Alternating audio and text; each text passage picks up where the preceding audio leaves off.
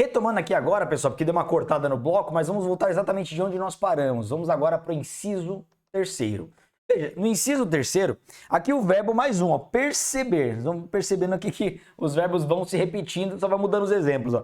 Perceber vantagem econômica, direta ou indiretamente. Então essas expressões até aqui já ficam fáceis de interpretar, né? Direta é porque o agente recebe no nome dele, alguém paga direto para ele. Indireta é porque eu estou me valendo de uma interposta, uma intermediária pessoa para receber em meu nome, é isso. Para facilitar, olha só o verbo, para facilitar, é tudo propina. Alienação, permuta ou locação de bem público ou fornecimento de serviço por ente estatal por preço inferior ao valor de mercado. Então perceba o seguinte, eu estou facilitando alguém a alugar um bem da prefeitura, do estado, da União, ou para adquirir, ter algum acesso a algum bem público ou a prestação, de repente, de algum serviço ali por um preço abaixo do valor de mercado. Você imagina ali, ó, vamos voltar para cá, vamos pegar um tema específico. Imaginem que está em locação um prédio público ou um espaço público, um teatro, por exemplo, enfim, algum local cujo valor ali é de R$500 o dia. Beleza, vou imaginar isso, R$500 o dia. E aí acaba que tem um funcionário público ali que ele é responsável por aquela repartição, que ele tem um amigo que ele fala, olha, aí vem sempre a proposta, né? Vem sempre a proposta ilícita. Fala, olha, R$500 o dia, vamos fazer o seguinte, me faz aí por 300. Se você fizer por 300, olha, eu te dou 100 por fora. Porque aí o cara que está alocando, ele está alocando por quanto? Por 400. Ele coloca 300 do contrato e vai 100 por fora para aquele funcionário todo dia. Então isso é uma propina. O sujeito está recebendo algum tipo de vantagem econômica, algum tipo de comissão que é propina, né? Justamente para facilitar a alocação, acaba que frauda a concorrência, né? Facilita a contratação por alguém ali, algum amigo, alguém próximo, mediante suborno. É basicamente isso. Por isso que agora vai ficando mais rápida a nossa análise, porque só vão mudando os exemplos. Vamos para mais uma agora. Olha, essa aqui é interessante, essa já caiu muito em concurso. Utilizar, ó. Aqui você tem que lembrar que utilizar, o sujeito também está ganhando algum tipo de benefício. Em obra ou serviço particular, qualquer bem móvel. Diego, por que mudaram isso aqui? Porque antes tinham bens específicos. Bens, maquinários e tudo mais, aqui preferiram colocar uma expressão genérica para abranger qualquer tipo de bem. Então, isso que, nesse ponto aqui foi bem positiva a alteração. Então, utilizar em obra ou serviço particular, olha a expressão, qualquer bem móvel de propriedade ou à disposição de qualquer das entidades referidas no artigo 1º desta lei, a administração pública direta e indireta, bem como o trabalho de servidores, de empregados ou de terceiros contratados por essas entidades. Essa aqui, galera, partiu de um caso concreto. Inclusive foi de uma deputada estadual, se eu não me engano, foi do estado do Rio de Janeiro. Sabe o que aconteceu? Era uma deputada do mesmo partido do governador. Na época, isso aqui tem mais ou menos uns 7, 8 anos, não me recordo agora a data quando foi. E aquela deputada, ela percebeu que estava tendo uma obra pública, estavam construindo um viaduto, algo nesse sentido, e reformando um prédio, era muito próximo uma coisa da outra. Ela chegou num dia e falou, como é que tá aí a obra? Tá boa, legal, beleza? Vamos fazer o seguinte, ó. Pega aí um caminhão de areia, esses 2 de tijolo aí, cimento, vem aí 10 prestadores de serviços aí e vão para minha casa. Levou a galera para casa com materiais, então ela usou mão de obra, que é a segunda parte do dispositivo aqui, ó, trabalho de servidores, empregados ou terceiros contratados, e levou também bens móveis, porque aquele cimento, aquela areia, aqueles tijolos, pertence ao Estado, né, o Estado do Rio de Janeiro. O que ela fez? Levou para casa dela e ela fez isso por vários dias ao longo do mês, para reformar a casa dela. Então ela reformou a casa dela valendo-se de dinheiro público, de mão de obra de prestadores de serviço públicos. Perceberam? E aí depois eu lembro que na investigação foi avaliado que ela já morava numa mansão. Era uma casa ali avaliada em mais ou menos R$2 milhões. E aí eu me recordo que basicamente acrescentou R$500 mil agregando ao patrimônio dela, porque aquela casa foi super valorizada. Ela praticamente fez uma casa ao lado, um anexo ao lado gigantesco, só usando mão de obra e produtos e materiais que pertenciam ao estado do Rio de Janeiro. É ato de improbidade. Ela não ganhou ou não ganhou vantagem devida? Então é basicamente isso. Não gastou um centavo. Então tá aí. Ato de improbidade administrativa, tá bom? Tranquilos? Vamos lá para o próximo. Vamos lá. Receber, mais um verbo bom aí para lembrar na hora do concurso. Vantagem econômica de qualquer natureza, direta ou indireta, para fazer declaração falsa. sobre qualquer dado técnico que envolva obras públicas ou qualquer outro serviço, ou sobre quantidade, sobre peso, medida, qualidade ou característica de mercadorias ou bens fornecidos a qualquer das vítimas que nós já estudamos no primeiro bloco do nosso curso. Então, basicamente é o seguinte, aqui é específico. Tem algum funcionário que é técnico, ele é algum perito, ele vai avaliar algum tipo de obra, serviço, materiais, bens públicos, e ele acaba recebendo propina, porque quando fala vantagem econômica, é propina para declarar algo falsamente. Exemplo, ele vai lá declarar que aquele prédio está apto para funcionar e não está em condições precárias, pode cair. Ou o contrário, às vezes tem algum opositor político que suborna o sujeito para colocar que aquela obra ali não está apta a funcionar, na verdade está. Então vai atrasando a inauguração, em época eleitoral, isso é bem comum, tá? Isso acontece no Brasil. Então é justamente o perito, o funcionário público técnico que tem aquela capacidade para certificar algo. E ele certifica falsamente porque ele ganhou uma propina por fora. É isso. Vamos para a próxima agora. Ó. Outra como verbo para facilitar nossa interpretação. Receber vantagem econômica de qualquer natureza, direto ou indiretamente. Então perceba que o início é muito parecido de todos aqui, ó. Para fazer, agora muda um pouquinho, ó. Também declaração falsa sobre medição ou avaliação em obras públicas ou qualquer outro serviço, ou sobre quantidade, peso, medida, qualidade ou característica de mercadorias ou bens fornecidos pelas mesmas vítimas. Então percebam, é basicamente a mesma conduta. A conduta do inciso 6 é a mesma do inciso 5, só muda o contexto. Enquanto que uma fala ali sobre obras públicas ou qualquer serviço, aqui fala sobre obras públicas, basicamente é quase igual, né? Basicamente não muda quase nada aqui, ó. Uma fala sobre qualquer dado técnico e a outra é um pouco mais genérica, né? Então percebam, acrescentar esse sobre qualquer dado técnico para restringir ao perito e aqui sobre qualquer outro funcionário público. Então é quase a mesma coisa, só muda o tipo de funcionário que vai fazer essa declaração, tá bom? Tranquilos? Então quase a mesma coisa. Fica até fácil de memorizar. Vamos para o próximo inciso, inciso 7, mas teve alguns acréscimos importantes, ó. Adquirir para si ou para outrem, no exercício de mandato, então aqui já entra muito político, cargo, emprego ou função pública, e em razão deles, acrescentaram isso, ó, para ter a exigência de que tem que ter o vínculo funcional. Exigirem que tem que estar claro para a acusação de que o sujeito se prevaleceu do cargo para ter essa vantagem. Então ele vai adquirir bens de qualquer natureza, decorrentes dos dados descritos no caput desse artigo, ou seja, vantagem devida valente do cargo, cujo valor seja desproporcional à evolução do patrimônio ou à renda do agente público, assegurada a demonstração pelo agente da licitude da origem dessa evolução.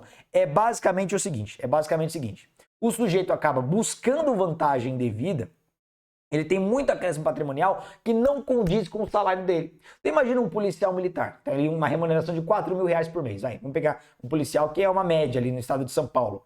Aí, de repente, na hora de fazer a declaração de bens, ele declara que tem R$ 1,5 milhão. E não tem herança, não herdou de ninguém, não tem empresa, não tem nada. Simplesmente da noite para o dia, R$ 1,5 milhão. Nesse caso, já perceba que está bem claro que alguma coisa errada está acontecendo.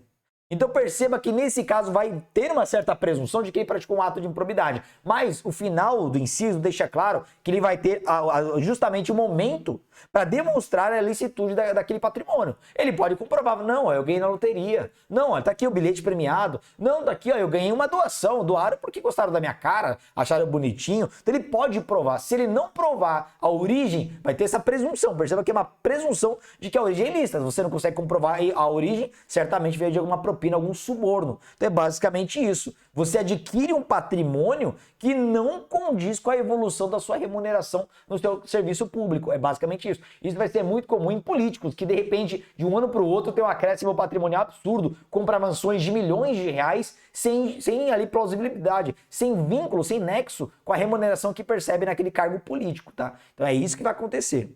Vamos lá para o próximo. Ó, essa aqui, ó, 8º. Aceitar emprego, comissão ou exercer atividade de consultoria ou assessoramento para pessoa física ou jurídica. Olha só que detalhe importante.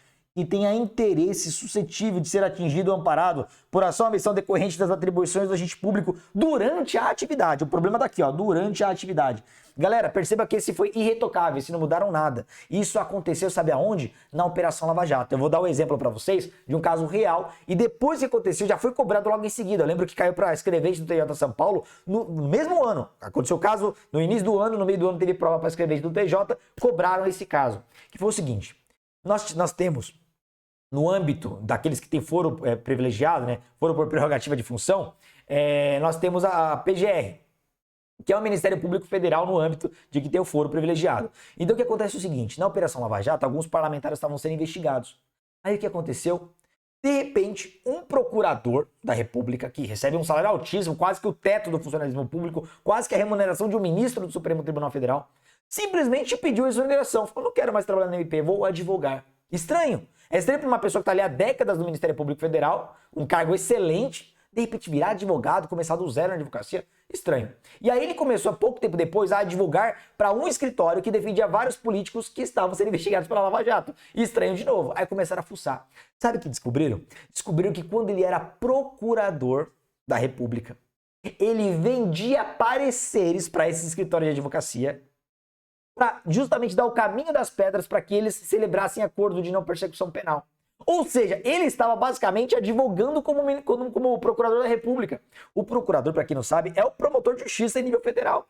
Ele é o cara que denuncia corruptos, investiga corruptos. Então ele estava entregando informações sigilosas e orientações jurídicas para a defesa daqueles corruptos. Vocês entenderam? Então ele já estava advogando dentro do Ministério Público. Ele estava vendendo esses pareceres. Então perceba, ele estava aceitando basicamente comissões, que é propina, galera. Comissões.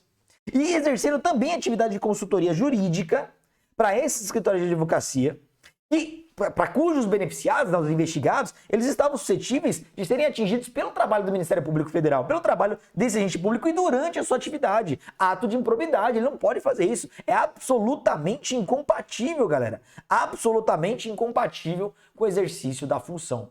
Perceberam? Olha que absurdo, olha que absurdo. Tá aí para vocês mais um ato de improbidade administrativa. Vamos seguindo que tem mais. Vamos para mais um agora. Inciso 9. Perceber vantagem econômica para intermediar a liberação ou aplicação de verba pública de qualquer natureza. Perceba que esse é genérico. Então imagina que vai ter algum dinheiro público que vai ser aplicado, por exemplo, numa ONG, a entidade da administração pública indireta, e eu sou aquele cara que faço a ponte. Isso acontece muito em cidade pequena. Eu conheço o prefeito, conheço o secretário, então eu vou intermediar, mas eu quero uma comissão. Então o sujeito recebe propina para fazer esse meio de campo aí, fazer esse meio de campo justamente na liberação ou aplicação de alguma verba pública. Quem que não quer ganhar dinheiro público hoje, né? Então imagina se tem lá uma ONG, ou se está trabalhando numa autarquia, ou uma empresa pública, sociedade de economia mista, e você quer na sua empresa, ali na sua sociedade de economia mista, R$1 milhão. Pô, não é fácil conseguir. Aí aparece o sujeito e fala, eu consigo intermediar essa liberação, mas eu preciso aí de uma comissão, que é propina. É exatamente isso. Nesse caso, ato de improbidade administrativa. Vamos lá. Inciso 10º, receber, tudo parecido, vantagem econômica de qualquer natureza, direta ou indiretamente, para omitir ato de ofício, providência ou declaração que esteja obrigado a fazer. Você omite o seu trabalho. Perceba que, de uma certa forma, é uma corrupção passiva. Imagina que você, por exemplo, é um fiscal, ou de algum concurso público, ou de alguma obra pública, e alguém chega para você e fala o seguinte, tá vendo aqueles candidatos ali? Eles não estão aptos. Mas é o seguinte, eu vou te pagar uma comissão, vou te pagar um super banquete aqui, um dinheiro, uns R$5 mil, para você não atestar que eles não estão aptos. Você finge que ele está olhando, beleza? Aí eles passam, beleza. Então o sujeito ele ganha propina para se omitir no desempenho da sua função, para se omitir na declaração de algo que ele tinha a obrigação de fazer. É corrupção passiva, é ato de improbidade administrativa, tá bom? Próximo, inciso 11º, incorporar, mais um bom verbo aí para vocês lembrarem. Incorporar por qualquer forma ao seu patrimônio bens, rendas, verbas ou valores integrantes do acervo patrimonial das entidades mencionadas no artigo 1º. Essa é interessante que é o seguinte, eu vou dar um exemplo, que aqui tem mais próximo dos políticos, né? É difícil o funcionário público fazer isso formalmente, mas acontece. Vou dar 2 exemplos então. Aqui na minha cidade tem um policial civil, todo mundo sabe quem é, todo mundo conhece. Sabe o que acontece? Todo final de semana, ele tá com a viatura na casa da mãe dele, faz compras, leva para passear. Então ele usa como se fosse o carro dele. É um peculato. É um peculato que ele está utilizando bens que pertencem à administração pública. Aqui, informalmente, ele incorporou o patrimônio dele. Então não vai se enquadrar diretamente nesse ato. Vai ter um ato mais específico ainda, tá? Mas daqui teria que incorporar diretamente. Tá no patrimônio, tá no acervo pessoal. Vou dar um outro exemplo. Aqui sim vai se enquadrar perfeitamente nessa hipótese. O ex-presidente Lula, e aqui eu não estou fazendo nenhum juízo de valor, se eu sou contra ou sou a favor, eu não vou entrar nessa seara, mas aqui é fato. Estou trazendo para vocês o que aconteceu, foi noticiado e ele respondeu por isso. Sabe o que acontecia? Ao longo da história, a nossa presidência da República recebe presidentes de outros países. Só que o presidente não é para a pessoa do presidente, é para a presidência. Tanto que quando ele sai do cargo, os presentes ficam lá. Geralmente são obras de arte, são joias, são quadros, para ficar ali no acervo da presidência da República, que representa ali alguma boa vontade, algum adereço de algum outro país, representa outro país. E o que acontecia é que quando o presidente da República saiu do cargo, ele pegou vários presentes e levou para casa dele. Ele incorporou ao patrimônio pessoal. É um peculato furto. Ele acabou se apropriando, acabou subtraindo aqueles bens que estavam ali na presidência da República, que era vinculado ao mandato e não a ele. Então, nesse caso, é justamente esse ato de improbidade administrativa. Próximo.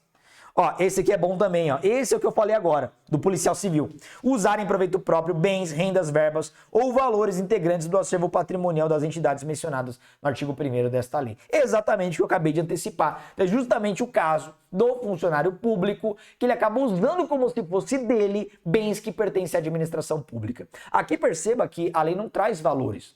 Digo, não aplica o princípio da insignificância? Aqui não diz isso. Mais à frente vai ter um dispositivo que hoje vai ser aplicável o princípio da insignificância, mas também não traz valores. Vamos pegar um caso que aí realmente independeria de valor, porque o valor já é expressivo. Viatura, o sujeito usa viaturas como se fosse dele, usa bens públicos como se fosse dele, carros ali da administração pública, dentre outros bens. Então, ele só usa, ele não incorporou o patrimônio, mas ele está levando vantagem. Ele não está gastando o carro dele para manutenção, não está gastando o combustível dele, está gastando tudo que é acervo da administração pública. Beleza? Tranquilos?